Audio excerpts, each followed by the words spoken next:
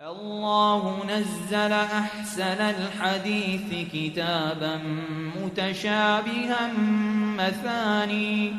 مثاني تقشعر منه جلود الذين يخشون ربهم ثم تلين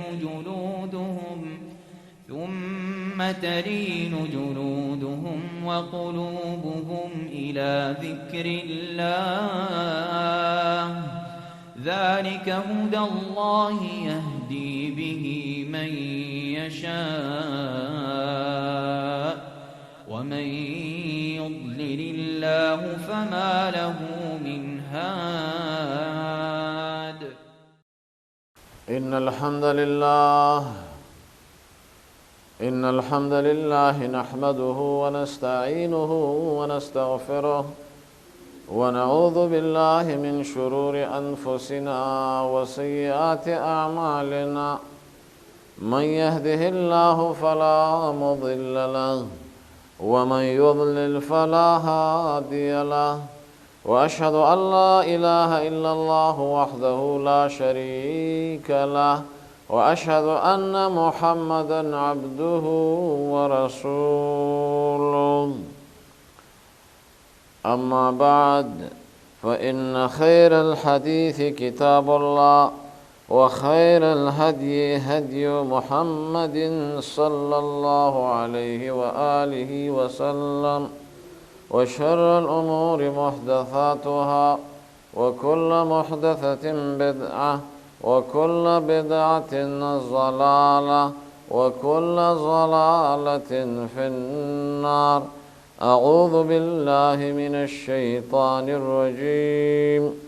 يا أيها الذين آمنوا قوا أنفسكم وأهليكم نارا وقودها الناس والحجارة عليها ملائكة غلاظ شداد لا يعصون الله ما أمرهم ويفعلون ما يؤمرون. ډیرو قدرمنو مشرانو کشرانو ځوانانو خویندو میندو مستمعینو مشاهدینو السلام علیکم ورحمة الله وبرکاته. په دې نن درس کې یو څو متفرق اهم فواید دي، د فائدې خبرې دي چې ځینې د عقایدو سره تعلق لري، ځینې د آدابو سره تعلق لري او ځینې د اعمالو سره تعلق لري، د هغې بیانول. د دې وجې نه شیطان دا زموږ دشمن دی، فاتخذوه عدوا. الله وایي دا ستاسو دشمن دی، انه لکم عدو. نو دا دشمن په دشمنۍ باندې ونیسئ او ویې پېژنئ. الله دا امر کړی. نو شیطان غواړي چې په انسان باندې غلبه حاصله کړي، بېلارې کړي، ګمراهي کړي او په یو موړه باندې درته کینی، په یو چوک. هغه دا ده چې اول خو تا ته څه عقبات دي. اوله عقبه در مخکې کوي او چې هغې ته عقبه د شرک او کفر وایي. په دې شیطان ډېر خواري محنت کوي. که چیرې په دې هم وس بر نه شي، بیا ته په بدعت راړی، وایي ښه کار دی، ښه شی دی، او ایسته تا په بدعت کې هغه ایسته مبتلا کړي.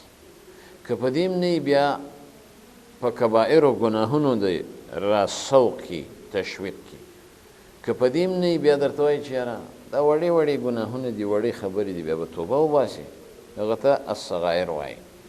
که په دې هم نه بیا مباحات درته مړه وایي دا شی مباح دی او دا خو څه ګناه نه ده. کثرت المباحات دا هم د متقي سړي سره نه ښایي.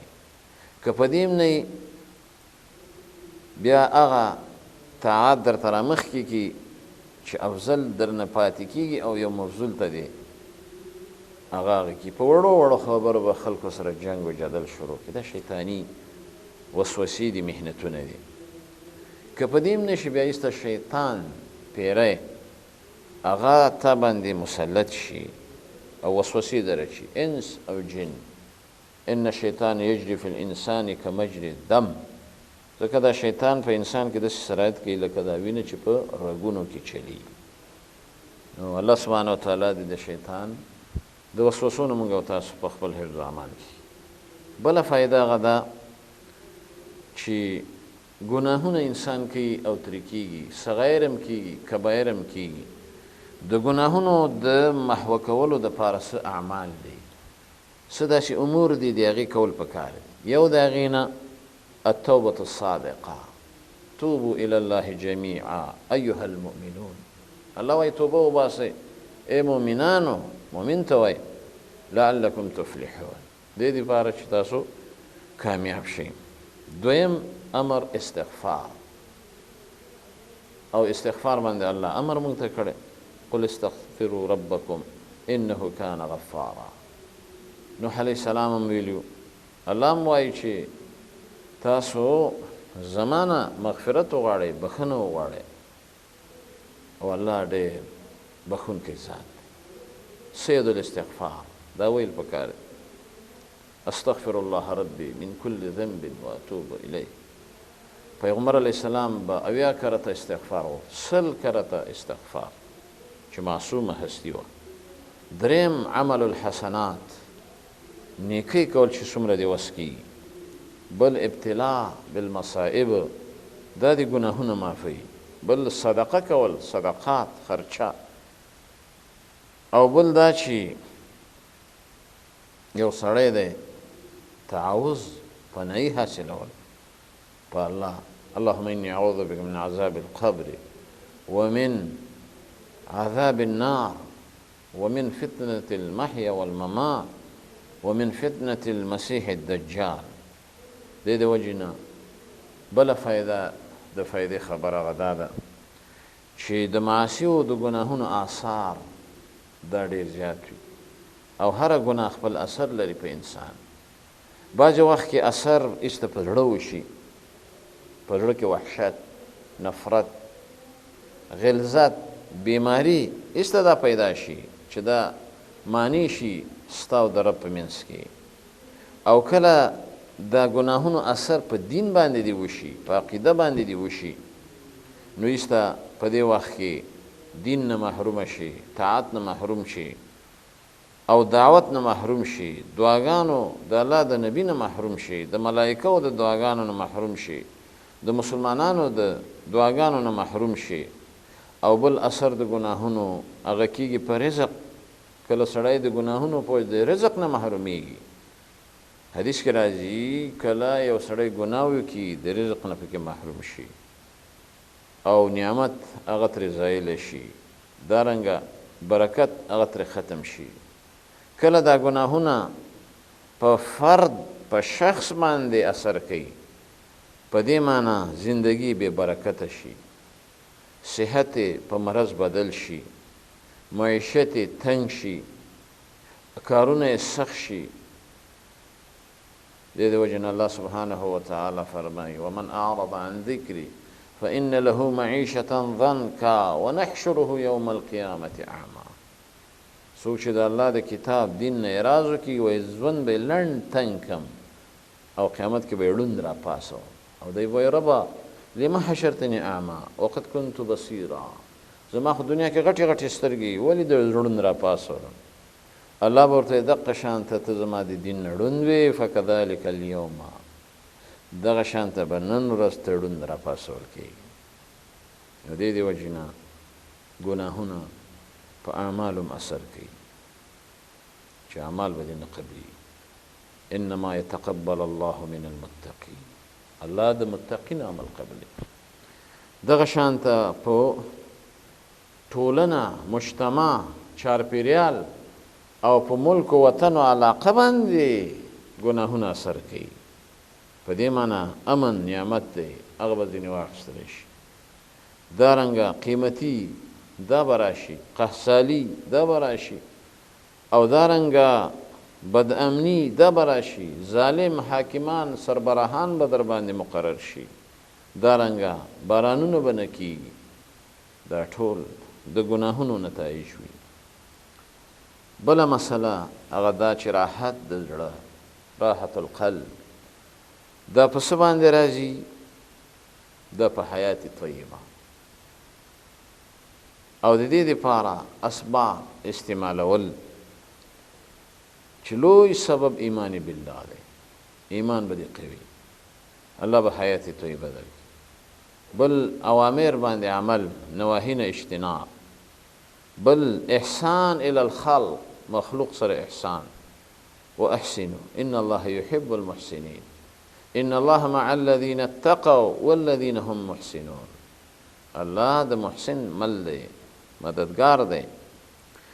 او بل مشغولتیا په اعمال صالحه، او بل علوم نافعه، علم دم زړه روښانوي، که دیني وي که دنیوي.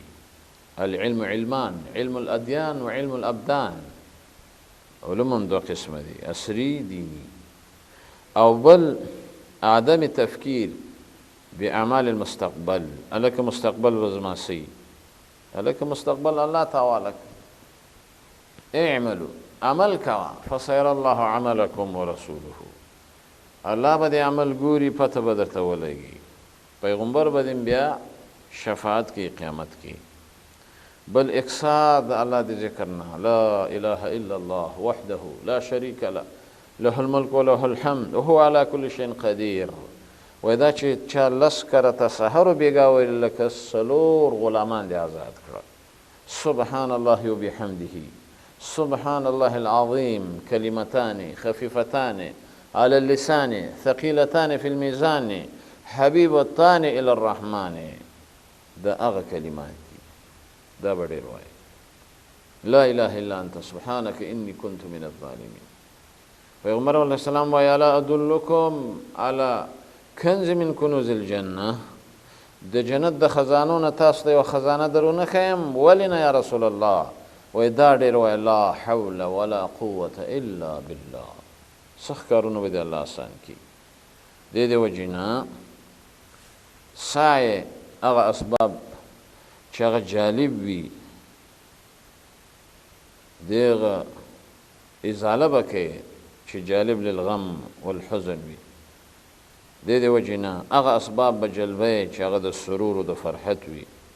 بل لجوء الى الله، الله ته به رجوع کوي.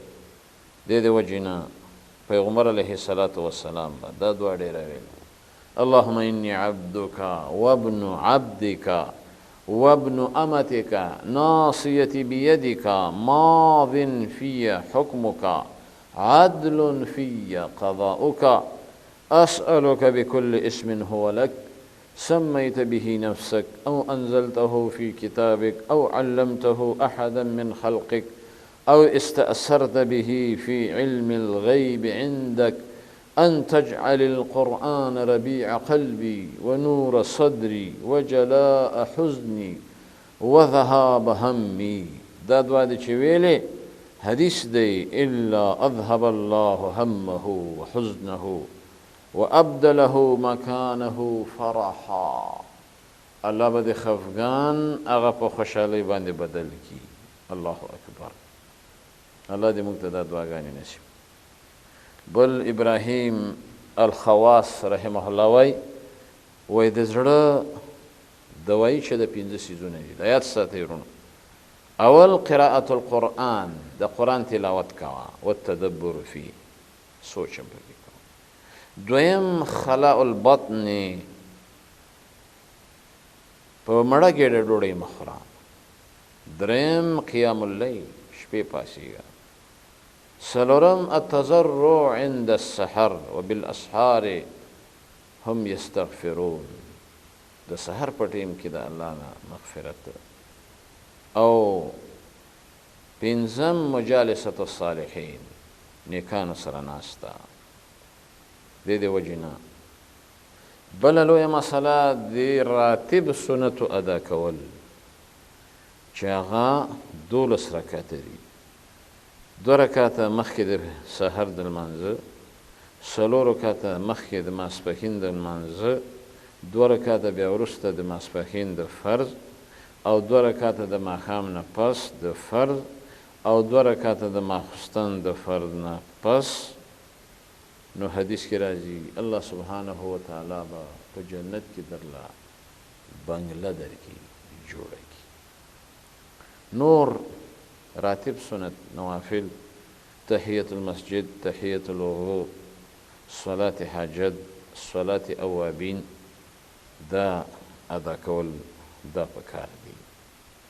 د دې وجې نه په 3 ټیمونو کې د لمونځ نه ډډه چې یو چې زوال نه شي ټکنده غرمه، د لمر د ختلو په ټیم کې، د لمر پریوتلو په ټیم کې، د دې نه حدیث کې منع راغلی. بعضې علما وایي مګر هم صلوات ذوات الاسباب کولی شي، لکه تحیت المسجد هر وخت کولی شي، رکعتي طواف 2 رکعاته د طواف هر وخت کولی شي، او نفل د فجر د جنازې لمونځ او 2 رکعاته د اوداسه نه پس او سجده د تلاوت او د شکر.